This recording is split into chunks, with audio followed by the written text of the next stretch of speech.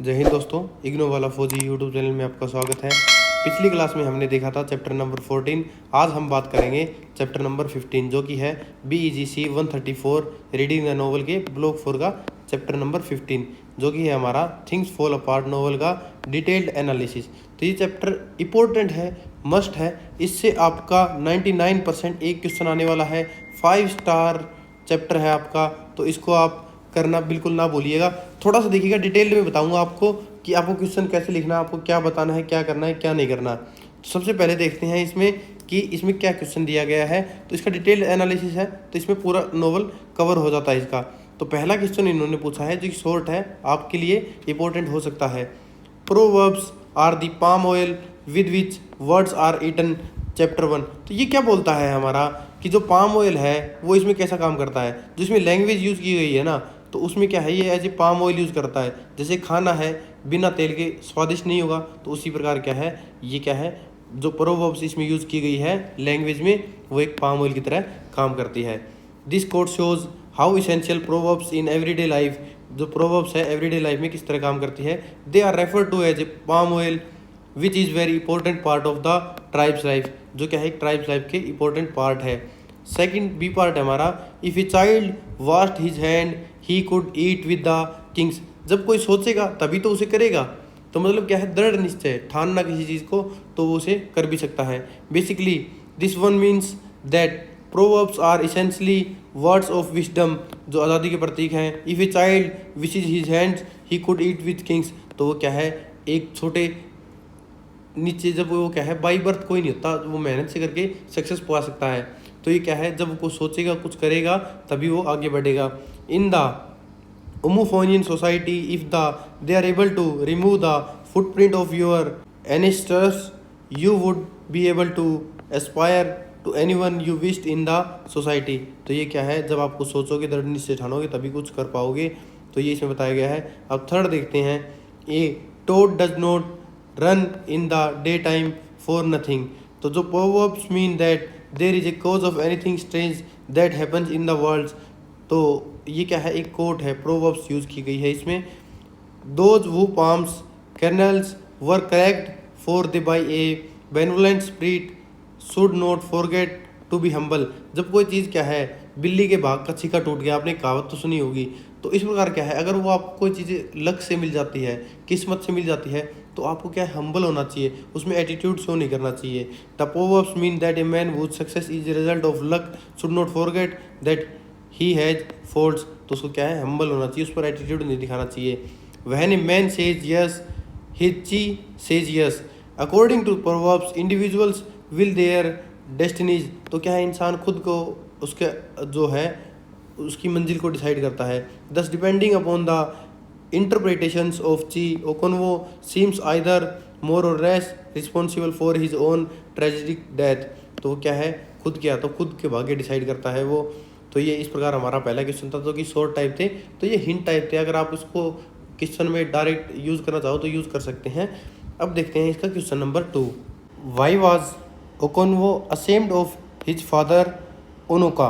तो जो main character है ओकोनवा, वो अपने पिता के करेक्टर से असेम्ड क्यों है, शर्मिंदा क्यों है, क्योंकि इसमें दिखाया गया है ओकोनवो के करेक्टर को।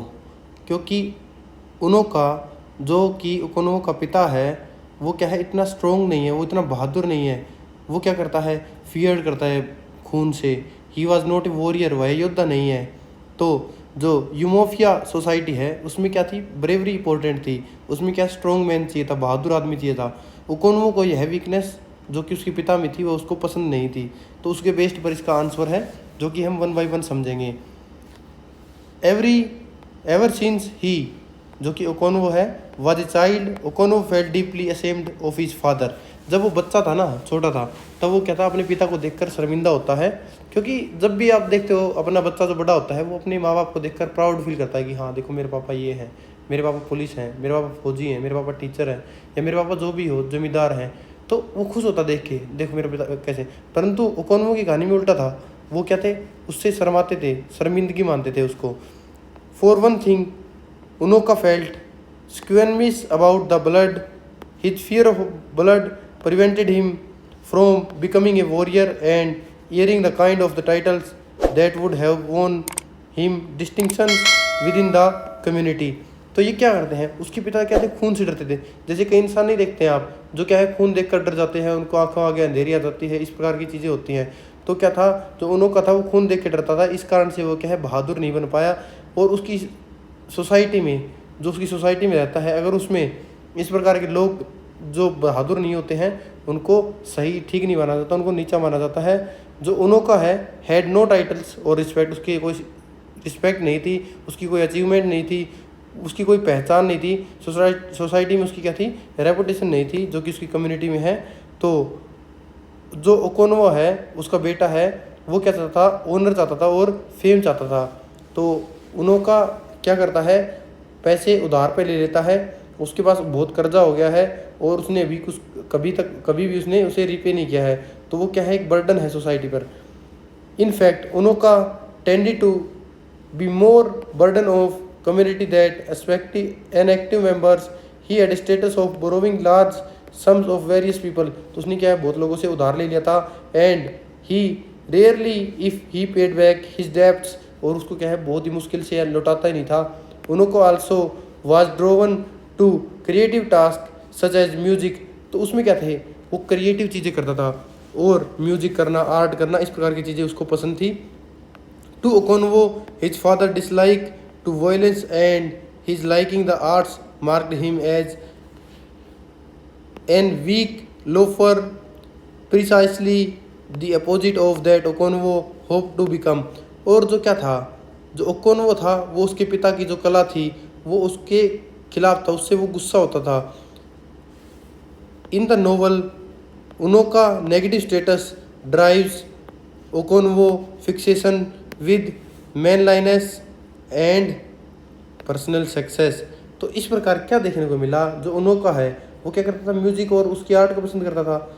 वो क्या था, एक जेंटल नेचर का था, बहुत ही शांत स्वभाव का आदमी था। लेकिन ओकोनवो के लिए क्या थी, यह कमज़ोर थी, वीकनेस थी, क्योंकि उसकी सोसाइटी में ब्रेवरी को अच्छा माना जाता था, उसके लिए रिस्पेक्ट थी। तो वो क्या करता है, आर्ट को और जो कला को जानता है, म्यूजिक को, उसको लेजीनेस मानता है। और ओकोनवो क्या था, अफ्रेड था of becoming like his father. तो अपने पिता की तरह नहीं बनना चाहता था, ना वो गरीबी में बनना चाहता था, ना वो फेलियर होना चाहता था। इस फियर ने उसे क्या है, एक्सट्रीम बना दिया था। उसकी जो एम्बिशंस थी वो फियर से गिर गई थी। तो इस प्रकार ये इस क्वेश्चन का आंसर है। अब देखेंगे हम इसका अगला question, question number 3। Why did Ezeudu advise Okonkwo not to have a hand in the killing of Ikemefuna? Why did Okonowo not heed his advice? तो इस क्वेश्चन में क्या बोलता है, जो एजिडू है वो ओकोनवो को वार्न करता है ऐसी चीज़ें करने के लिए, और उसे ओकोनवो इग्नोर क्यों करता है, तो यह क्वेश्चन है। तो इसमें क्या है, सीन नोवेल का एक टर्निंग पॉइंट के रूप में मान लो इसको, क्योंकि ओकोनवो की ट्रेजेडी यहीं से शुरू होती है जब वो इकेमेफुना को मार देता है। जो इकेमेफुना है उसका वो किल कर देता है, यहाँ से उसकी नेगेटिव डाउनफॉल शुरू हो जाता है। तो इसकी बात करते हैं, जब जो एजिडू है उसका पूरा नाम है ओगजुबिफी एजिडू ने उसको वार्निंग दी थी कि वो जो इकेमेफुना है उसको ओकोनवो को फादर मानता था। वो जो इकेमेफुना ये इंसान है, ये क्या था, ओकोनवो को फादर मानता था। इमोशनल बॉन्ड उनका क्या था, स्ट्रॉन्ग था। इसलिए क्या है, उनकी जो किलिंग हुई थी ना, ओकोनवो ने इसको मारा, तो वो उसको रॉन्ग माना जाएगा। इसके पीछे रीजन है मोरल रीजन, कल्चरल रीजन, क्योंकि even if oracle order the death, तो ओकोनवो को उसमें पार्टिसिपेट नहीं करना चाहिए, तो उसे अवॉइड करना चाहिए था। तो ओकोनवो ने एडवाइस को क्या कर दिया, इग्नोर कर दिया। उसे भय लगा किसका, वीकनेस का, ताकि उसे सोसाइटी कमज़ोर ना माने। उसे भय लगा वो ताकि सॉफ्ट ना दिखे। तो he wanted to prove himself a strong man, brave man. इस कारण उसने क्या है, उसका किल कर दिया, उसका मर्डर कर दिया। तो इसमें सोसाइटी का प्रेशर माना जा सकता है, मैस्कुलिनिटी ओबेशन माना जा सकता है। जब दूसरा मैन फेल हुआ तो उसने खुद किल कर दिया। तो फियर ऑफ ड्राइवन एक्शन उसमें देखने को मिलता है। क्या ओकोनवो अंदर से कंफर्टेबल था इस चीज़ को करने के लिए? नहीं, क्योंकि वो क्या है, इमोशनल अटैचमेंट थी उसके साथ। बट वह क्या था, सोसाइटी से सप्रेस्ड था, उसकी फीलिंग दबी हुई थी। तो इसके पास क्या है, जो उसका इमोशनल अटैचमेंट को छोड़कर उसने क्या किया, प्राइड और ह्यूमैनिटी को सेलेक्ट किया और उसको मर्डर कर दिया। इस डिसीजन का क्या इम्पैक्ट हुआ, उसको बाद में गिल्ट फील हुआ, जो ट्रेजेडी हुई उसके बाद उसकी डाउनफॉल की शुरुआत हो गई। तो शुरुआत में उसकी क्या है, उसने जो एचडू ने जो उसको एडवाइस दी थी उसको इग्नोर किया, फिर उसने एक्शन लिया, फिर उसके बाद उसके साथ ट्रेजेडी होगी। तो सिंपल इसका आंसर है, कोई बड़ी बात नहीं है। जो एचडू है, ए village elder warns Okonkwo that he must not kill Ikemefuna because. तो जो गांव का एक बूढ़ा लोग है जो सियाने लोग बोलते हैं इन्हें, तो ये है एचडू। तो उसने क्या है, ओकोनवो को वार्न्स किया था कि उसको ऐसा काम नहीं करना है। Ikemefuna looks at Okonkwo as his father. तो इकेमेफुना है वो ओकोनवो को एज ए फादर मानता है क्योंकि वो अच्छा ब्रेव बहादुर इंसान है। And to kill him would be a sin, और उसको मारना क्या है, एक अपराध है। Ezeudu explain the warning by adding that even though the oracle approved Ikemefuna death, Ikemefuna is not Okonkwo natural son. तो उसका क्या था, इकेमेफुना ओकोनवो का प्राकृतिक सन नहीं था, बल्कि अगर ओराकल भी उसे बोलते हैं कि उसे मार दो तो उसे मारना नहीं चाहिए था। Okonkwo should not bear a hand in the boy's death since the boy's call himself father.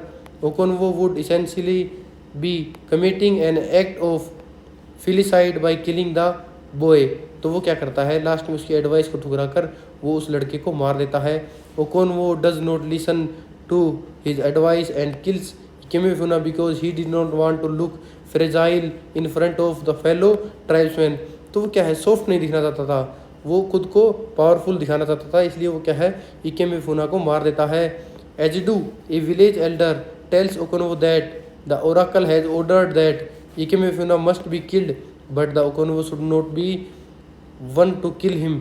जब ओराकल भगवान भी उसे बोले ना कि उसको मार दो, तो भी क्या है, ओकोनवो को उसे मारना नहीं चाहिए क्योंकि वो उसे एक पिता के समान मानता है। वो बहुत बड़ा अपराध है, पाप है। Since Ikemefuna sees Okonkwo as a father, क्योंकि क्या है, इकेमेफुना ओकोनवो को एक पिता की तरह मानता है। When Okonkwo and a group of tribesman take Ikemefuna to the woods to be killed, a tribesman strike fails to do the job. जब उसे क्या है, ओकोनवो उसे मार देता है तो ट्राइब्समैन का एक ग्रुप बोलता है कि वह अपनी जॉब करने में असफल हो जाता है। And the tribesman yells to Okonkwo for help. Afraid of appearing fragile, Okonkwo deals the fatal strike Ikemefuna despite Ogbuefi Ezeudu warning. तो एचडू की वार्निंग देने के बाद भी उसने क्या किया, जब उसे एक आदमी से मारने में असफल हो जाता है तो ओकोनवो उसको मार देता है खुद को मजबूत साबित करने के लिए। तो ये इस प्रकार का क्वेश्चन है। अगला क्वेश्चन देखते हैं हम, question number 4। Who were the egwugwu what was their specific function in the Igbo society. तो जो एगवुगवू है उसकी आइबो सोसाइटी में क्या स्पेसिफिक पहचान है, उसका क्या काम है और एगवुगवू कौन है। तो एगवुगवू एक सिर्फ करेक्टर नहीं है बल्कि कल्चर का एक सिंबल है, क्योंकि जो एगवुगवू है वो respected Elder of the village है। जो गांव के बड़े बूढ़े लोग होते हैं ना, वो जो क्या है, मास्क पहनते हैं। स्पिरिट ऑफ एनेस्टर्स माने जाते हैं, जो पूर्वज हैं उनकी आत्मा माने जाते हैं। पीपल बिलीव दैट उनमें 4 फादर्स की आत्माएं होती हैं, जैसे कि एविल फॉरेस्ट। तो टोटल ये कितने होते हैं, अगर बात करें एगवुगवू, तो एगवुगवू टोटल संख्या में 9 होते हैं और हर एगवुगवू एक गांव को रिप्रेजेंट करता है। यह जो एगवुगवू की बात करें तो ये किसका है, यूनाइटी का सिंबल है। इसका मेन काम क्या था, जस्टिस करना, जो डिस्प्यूट है, लड़ाई झगड़ा हो गया उसको सुलझाना। ये क्या थे, कोर्ट की तरह काम करते थे, केस को सुनते थे, डिसीजन को देते थे। उनका जजमेंट क्या था, फाइनल माना जाता था। लोग इन्हें कैसे देखते थे, हाईली रिस्पेक्टेड, और इससे क्या डरते भी थे। जब ये आते थे तो जो गांव की औरतें और बच्चे होते थे वो इनको देखकर भाग जाते थे। एगवुगवू क्या रिप्रेजेंट करते हैं, तो एक ट्रेडिशन, एक कल्चर, एक अथॉरिटी को रिप्रेजेंट कर रहे हैं। तो इस प्रकार इसका क्वेश्चन बिल्कुल सिंपल है, जो मैंने बताया उसी लैंग्वेज में आप इसे लिख सकते हैं। Egwugwu are high ranking members of the village who dress in mask and are filled with the soul of the 4 fathers. जो एगवुगवू है गांव के एल्डर लोग हैं, जो कि गांव में बड़े बुजुर्ग होते हैं, उनको एगवुगवू बोला जाता है, जो कि मास्क पहनते हैं और वो क्या मानते हैं, फोर फादर्स की आत्माओं के रूप में माने जाते हैं। Each egwugwu stands for one of 9 villages in the area. एक एरिया में 9 एगवुगवू होते हैं। Their main purpose was that these egwugwu speak with the power and insight of the four fathers of the village and are not only respected but feared. तो वो क्या थे, हर एक गांव में एक एगवुगवू होता था और उनकी पहचान क्या थी, पावर का सिंबल थे वो इनसाइट, और वो क्या थे, अपने पूर्वजों की आत्मा के प्रतीक थे। तो एक न्याय की एक पहचान के रूप में उन्हें देखा जाता था। When the egwugwu come out the women and children run away. तो कहते जब वो आते थे तो चिल्ड्रन और वुमेन थी वो अपने घर के अंदर चले जाते थे। And Mgbafo's brother must hold her back. Okonkwo is dressed as one of these souls evil forest. The leaders of the egwugwu calls the court to order. तो वो क्या थे, एक कोर्ट, एक न्याय के रूप में माने जाते थे, जो कि न्याय करते थे, जो डिस्प्यूट होते थे उनको वो सुलझाते थे। तो इस प्रकार क्या है, एगवुगवू क्या है, गांव के बड़े बूढ़े लोग हैं जो इन बातों का जो सुलझाते हैं वो माने जाते हैं। अब बात करते हैं क्वेश्चन नंबर 5 की। In what way did the Christian missionaries comfort the Africans in Mbanta. तो इसमें बात की गई है कि मबांता वाला एपिसोड जो है ये बहुत इंपॉर्टेंट है इस चैप्टर का, क्योंकि यहीं से कॉलोनियल जो इम्पैक्ट होता है वो शुरू होता है। जो मिशनरीज आए थे ना, वो कहाँ से आए थे, इंग्लैंड से आए थे, यूरोप से आए थे। तो उन्होंने क्या किया, आराम से शांति से आए। उन्होंने क्या है, प्लाजा में वो रुके और उन्होंने क्या किया, इनिशियली में कोई डायरेक्ट कन्फ्लिक्ट नहीं किया था। बाद में उन्होंने क्या किया, चर्च बनाने के लिए ज़मीन मांगी। तो एल्डर्स ने, बड़े बूढ़ों ने क्या किया, उन्हें एविल फॉरेस्ट दे दिया ताकि मिशनरीज वहीं मारे जाएं और कोई चर्च वगैरह ना बनाए। पर रियली में हुआ क्या, मिशनरीज क्या है, सर्वाइव कर गए और उन्होंने क्या है, चर्च को बना लिया। इससे क्या चेंज हुआ, जो ट्रेडिशंस थे इनके मबांता के वो टूट गए, इबो सोसाइटी के ट्रेडिशन टूट गए और जो पीपल थे वो शॉक्ड हो गए कि वो सर्वाइव कैसे कर गए, मिशनरीज को सक्सेस मिली कैसे। जो आउटकास्ट थे वो इनसे क्या है, ज्वाइन कर गए, वीक सेक्शंस अट्रैक्ट हो गए। तो इनमें क्या है, वो एक यूनिटी की तरह डेवलप हो गए, बहुत ज़्यादा आगे बढ़ गए। इसके बाद क्या हुआ, चर्च और ज़्यादा बनी, इन्फ्लुएंस इनका बढ़ गया और मिस्टर काइगा ने इसमें क्या है, लीडरशिप संभाली। कन्फ्रंटेशन कैसे हुआ, डायरेक्ट वायलेंस नहीं हुआ है, बिलीफ्स को चैलेंज किया गया। तो उन्होंने क्या है, डायरेक्ट लड़ाई नहीं की, उन्होंने क्या किया, जो उनके विश्वास थे, बिलीफ थे, उनको चैलेंज कर दिया, उनके माइंडसेट को चेंज कर दिया। जो उनका रिलीजन था, उसकी सोसाइटी था, उनको बदल के रख दिया। तो इस प्रकार उन्होंने क्या किया, क्रिश्चियन ने जो आए थे उन्होंने अफ्रीकन को कैसे चेंज किया, इसके बारे में बात की गई है। जो कि मैंने बताया, उसको सेम लैंग्वेज में लिखना है और सेम सिक्वेंस में लिखना है। The missionaries sleep in the Mbanta's plaza for several nights. तो वो कहाँ ठहरे थे, मबांता के प्लाजा में ठहरे थे बहुत सारी रातों के लिए। And teach the Christian gospel each morning after so many days. बहुत दिनों के बाद they ask the leaders of the clan for the land of which they build church. तो उन्होंने गांव के प्रमुख मुखिया से ज़मीन मांगी ताकि वो चर्च बना सके। The elders agree to give them part of the evil forest. उनके बड़े बूढ़े थे वो एविल फॉरेस्ट की ज़मीन देने को तैयार हो गए थे। Where people who died of evil disease are buried. जहाँ पर क्या है, जो बुरी बीमारी से ग्रसित लोग थे, महामारी से ग्रसित लोग थे, उनको दफनाया जाता था। As well as the charms item of the great medicine man. The elders believe that missionaries are idiots for taking the church land. जो उन्होंने एविल फॉरेस्ट की ज़मीन ली थी वो पागल मानते हैं उनके गांव के बड़े बड़े लोग कि उन्होंने ये ज़मीन क्यों ली। According to customs the missionaries will be dead in few days. तो उनके अकॉर्डिंग क्या थे, गांव के बड़े बूढ़ों के अनुसार भी, तो जो लैंडलॉर्ड थे उनके अनुसार ये कुछ दिन में मारे जाएंगे। The villagers surprise and regret. तो जो विलेजर्स थे वो सरप्राइज रह गए और वो रिग्रेट करने लगे। The missionaries build their church without any difficulty. उन्होंने बिना किसी मुश्किल के चर्च को बना लिया। The people of Mbanta begins to realize that the white man has great magic and power. और मबांता के लोगों को लगने लगा उनके पास मैजिक और पावर है। Especially because the missionaries and the church survived 28 days. उन्होंने देखा कि जो चर्च के लोग हैं जो सर्वाइव कर थे 1 महीने, जो कि 28 डेज है, उसके तक रह गए थे। The longest period of the gods allow a person to resist them. तो क्या थे, भगवान की जो मैक्सिमम अलाउड लिमिट थी उससे ज़्यादा ही रह गए थे। The missionaries soon gain more convert including their first woman pregnant and previously the mother of 4 set of twins. तो उन्होंने क्या है, उसमें से एक महिला थी चर्च में से जो लोग आए थे, उसमें से क्या थी, वो प्रेग्नेंट हो गई। और उसने क्या किया, जो पहले थी उसने क्या किया, 4 जुड़वा बच्चों को जन्म दिया। All of whom were left in the forest the white missionaries moves on the Umuofia. तो उन्होंने क्या कर दिया, उनको जंगल में छोड़ दिया। और वो कहाँ चली गई, मिशनरीज कहाँ चले गए, उमोफिया में चले गए। While his translator mister Kiaga take responsibility of the Mbanta's assembly. तो उन्होंने क्या है, मसांता असेंबली का चीफ किसको बना दिया गया, चार्ज किसको दे दिया गया, मिस्टर काइगा को दे दिया गया। तो जिसको बार मैंने बताया था आपको, बोल के कॉन्सेप्ट बताए थे, वैसे इसको आपको लिखना है सिंपल लैंग्वेज में। अब बात करते हैं इसके क्वेश्चन नंबर 6 की, जो कि क्या है, what were the consequences of the white man arrival in the Umuofia. तो वाइट मैन का अराइवल है उमोफिया के लिए टर्निंग पॉइंट क्यों था, उसके कॉन्सिक्वेंसेज क्या थे, तो इसके बारे में बात करेंगे। तो इससे क्या है, पूरी सोसाइटी क्या है, बदल गई थी। सबसे पहला चेंज उनमें क्या आया, उन्होंने चर्च को इस्टेब्लिश किया और बहुत सारे बदलाव हुए। इसके बाद क्या हुआ, जो ट्रेडिशन थे उनके, वो ओल्ड बिलीफ्स वाले थे, वो कमज़ोर हो गए। जो उनके टाइटल्स थे उन्होंने छोड़ दिए और उनका कल्चर था धीरे धीरे टूटने लग गया। जो वाइट मैन ने क्या इंट्रोड्यूस किया था, गवर्नमेंट कोर्ट को, न्यू लॉज को इम्प्लीमेंट कर दिया था। अब जस्टिस सिस्टम बदल गया था। पहले क्या थे, गांव के बड़े बूढ़े लोग थे, एक वो डिसीजन लेते थे, अब उसकी जगह कोर्ट डिसीजन लेने लग गया है। बाद में पनिशमेंट का फॉर्मूला भी बदल गया था, क्योंकि जेल सिस्टम आ गया। जो लॉ ब्रेकर्स थे उनको पनिशमेंट दी जाने लगी। तो न्यू अथॉरिटी अब इस्टेब्लिश कर दी गई थी। लोकल लोग इसमें कैसे इन्वॉल्व हो गए थे, क्योंकि कोर्ट मैसेंजर बन गए थे वो।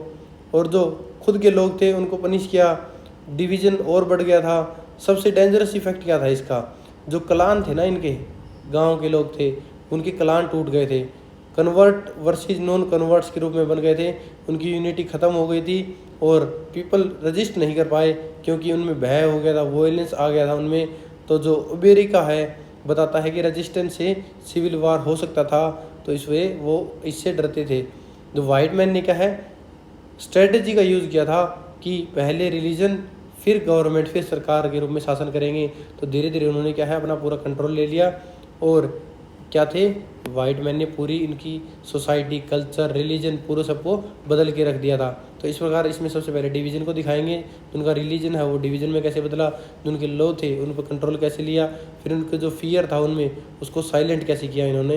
तो इस प्रकार इस क्वेश्चन में बताया गया है। इसको लिखेंगे कैसे, जैसे मैंने बताया सेम सिक्वेंस में लिखना है। When Okonkwo come back to Umuofia, जब ओकोन्वो उमोफिया में वापस आया, in he find it greatly changed in the absence. तो जब वो उनकी अब्सेंस थी ना, तब उसने बहुत सारा सब कुछ बदला हुआ मिला उसे। The Christian church has won many converts including respected man who have given up their traditional titles.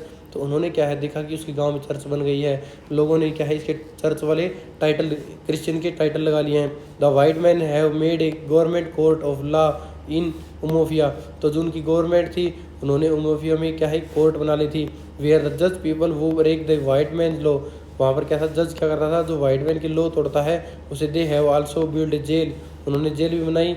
Where law breakers are sent for punishments, जिन्हें पनिशमेंट के रूप में भेजा जा सकता है।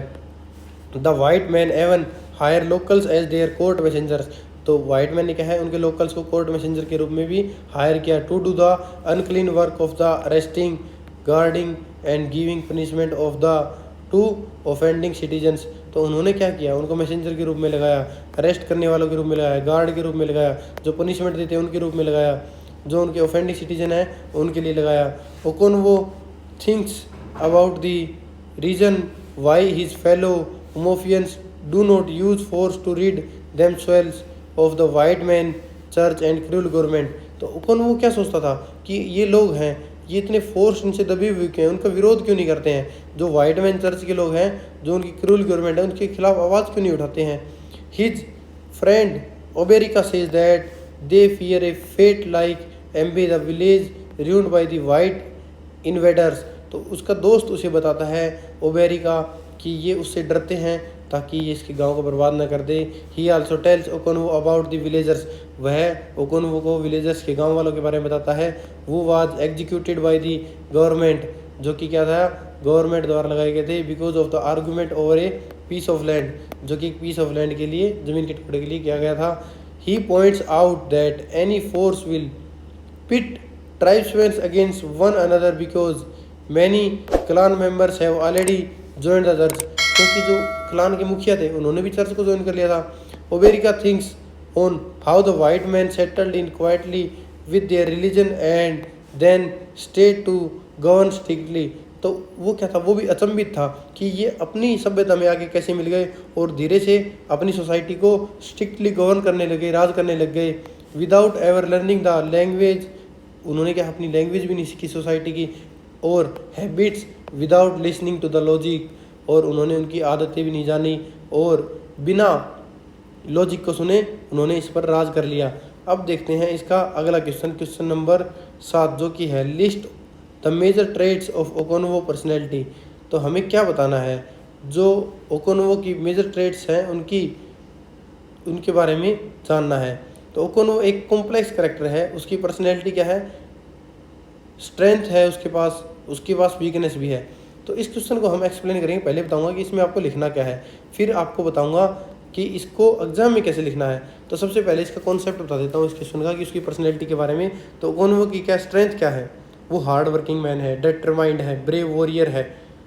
वह क्या करता है, पॉवर्टी से उठ के सक्सेस को हासिल करता है, वेल्थ को बनाता है, हाई स्टेटस होता है।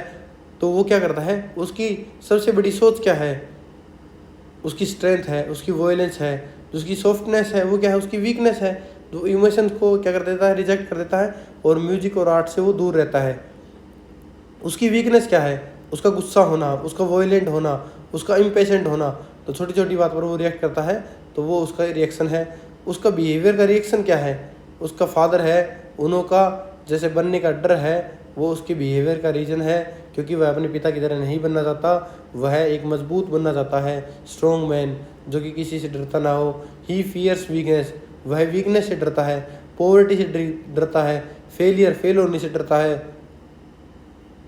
क्या ओकोनवो इमोशनल नहीं है या है?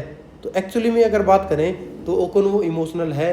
वो इकेमिफुना से अफेक्टेड है, जो एजिमिना से लव करता है, जो एजिनमा है उससे वो प्यार करता है, लेकिन उसे क्या है, दिखाता नहीं है, उसे शो ऑफ नहीं करना चाहता। वो किसी को नहीं बताना चाहता कि मैं उसे प्यार करता हूँ, ताकि उसे कमज़ोर साबित ना हो जाए। चेंज के समय हुआ क्या, वो अडेप्ट नहीं कर पाया, ओल्ड वैल्यू पर वह अटका रहा। वाइट मैन के आने के बाद क्या है, प्रॉब्लम और ज़्यादा बढ़ गई। ओकोनवो हीरो है या ट्रेजिक फेलियर है, वो आपके ऊपर क्वेश्चन है कि क्या मानते हो आप। अगर हीरो मानोगे तो कैसे होगा, वो ब्रेव है, वो सक्सेसफुल है, लेकिन उसके पास क्या है, ट्रेजिक फ्लो है। फ्लो क्या है, एंगर है, प्राइड है, वोलेशन है। तो इस प्रकार ये क्या है, वो किसका सिंबल है, स्ट्रेंथ का। और उसके पास क्या वीकनेस भी है, वो प्राइड भी कर सकता है, वो डरता भी है, उसके पास इमोशंस भी है, पर वो उनको दबाता है, सप्रेस करता है उनको। तो इस प्रकार ओकोनवो की पर्सनैलिटी के बारे में हम बता सकते हैं कि ओकोनवो की पर्सनैलिटी क्या है, जो कि इजी क्वेश्चन है, जो कि मैंने अभी बताया। उसको आप सेम इंग्लिश लैंग्वेज में चेंज कर दो, आप पास हो जाओगे। जैसे बताता हूँ मैं इसको चेंज करके कैसे होगा।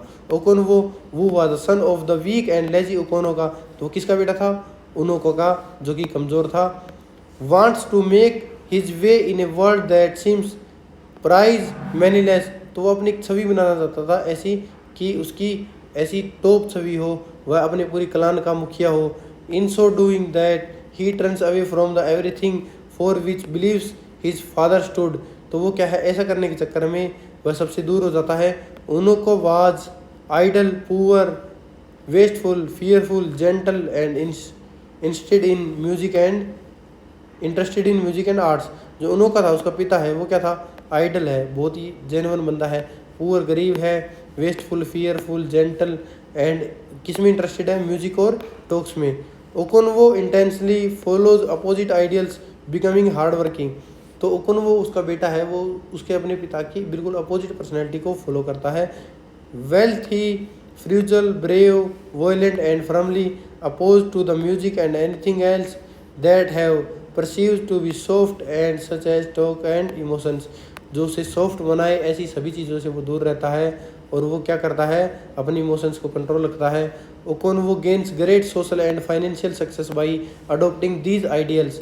तो ओकोनवो क्या करता है, इन सोशल और फाइनेंशियल सक्सेस को प्राप्त करता है। ही मैरिज 3 वुमेन, वह 3 औरतों से शादी करता है। एंड फादर सेवरल चिल्ड्रन, और बहुत सारे बच्चों का पिता होता है। Nevertheless just as his father was as old with in the values of society around him, तो वो क्या करता है, अपनी सोसाइटी के सामने मजबूत रहने की कोशिश करता है और उनको कमज़ोर नहीं दिखना चाहता। So too does Okonkwo find himself unable to adjust to changing times as the white man comes to live among the Umuofians, तो वो क्या करता है, जो उमुफेंस है उनके सामने ओकोनवो क्या करना चाहता है, मजबूत दिखना चाहता है और टाइम के साथ चेंज नहीं होता। और वो क्या करता है, जब वाइट मैन आते हैं तो उनके सामने सबसे ज़्यादा उसके प्रॉब्लम होती है। As it become clear that obedience rather than force continues the smarter rule for survival, Okonkwo realize that the he becomes a fossils no longer able to work with in the changing society, तो उसको समझ में आ गया था कि जो society change हो रही है उसके साथ वो काम नहीं कर पाएगा। Okonkwo is a tragic hero in the classic scene, जो क्लासिक सीन है उसमें वो क्या है, ओकोनवो ट्रेजिक हीरो है। Although he is a noble character, वह नोबल कैरेक्टर है। He his tragic flaw the equating of manliness with recklessness anger force brings about his own ruin, उसकी बर्बादी का कारण क्या था, जो उसका रेकलेसनेस है, एंगर है, फोर्स ब्रिंग है, उसका जो वायलेंस है वो उसकी बर्बादी का कारण था। Okonkwo is blunt at times and usually unable to show his feelings, वो अपनी फीलिंग्स को दिखा नहीं पाता है। The story teller frequently use the word inwardly in reference to Okonkwo's emotions, वह इस वर्ड के थ्रू ओकोनवो के इमोशंस को दिखाने की कोशिश करता है। But his emotions are indeed quite intricate and his manly clash with the unmanly ones, तो वो क्या करता है, इसके जो फीलिंग्स हैं उनको वो दिखाने की कोशिश करता है। Such as affection of Ikemefuna and Ezinma, तो इकेमिफुना क्या है, एक लड़का है जो कि ओकोनवो के पिता की तरह मानता है, और एजिनमा है वो गांव का बड़ा बूढ़ा है। तो लास्ट में क्या करता है, ओकोनवो इकेमिफुना का मर्डर कर देता है एजिनमा के कहने के बाद भी। The story Taylor provides us the with the information that Okonwo fellow can member do not have that Okonwo secretly follows, तो Okonwo क्या करता है, follows करता है Ikwefi into the forest in pursuit the Azinma for example, and thus allows us to see the kind worried father beneath and seemingly cold exterior, तो इस प्रकार last में क्या है, उसकी स्ट्रेंथ ही उसकी वीकनेस बन जाती है, यही उसे ट्रेजिक हीरो बनाती है। तो इस प्रकार यहाँ ये चैप्टर एंड हो जाता है, जिसमें क्या है, वो एक स्ट्रॉन्ग पर्सन से लेकर एक वीक पर्सन बन जाता है, जो कि उसकी ट्रेजिडी का कारण बन जाता है, जिससे उसका डाउनफॉल शुरू हो जाता है। तो इस प्रकार ये हमारा क्या था, चैप्टर नंबर 15 था, जो कि मोस्ट इंपॉर्टेंट चैप्टर था। अगर आप इसे ध्यान से एक बार देख लेते हैं और एग्जाम में अगर इसमें से कहानी में जो मैंने पढ़ाया है, बोल के बताया, अगर वो लिख के भी आ जाते हैं तो आपको 60% मार्क्स से कम आपके मार्क्स आने वाले नहीं है, उससे आप अच्छा स्कोर करेंगे। तो अगर आपने अभी तक हमारे चैनल को सब्सक्राइब नहीं किया तो चैनल को सब्सक्राइब कर दें, वीडियो पसंद आए तो वीडियो को लाइक करें, और अगर आपको कोई भी गेस्ट पेपर चाहिए, कोई भी एग्जाम नोट्स चाहिए, कोई भी सोल्ड असाइनमेंट चाहिए, तो स्क्रीन पर दिए गए व्हाट्सएप नंबर पर मैसेज करके आप इन्हें ऑर्डर कर सकते हैं। मिलते हैं अगले चैप्टर नंबर 16 के साथ, तब तक के लिए जय हिंद, जय भारत।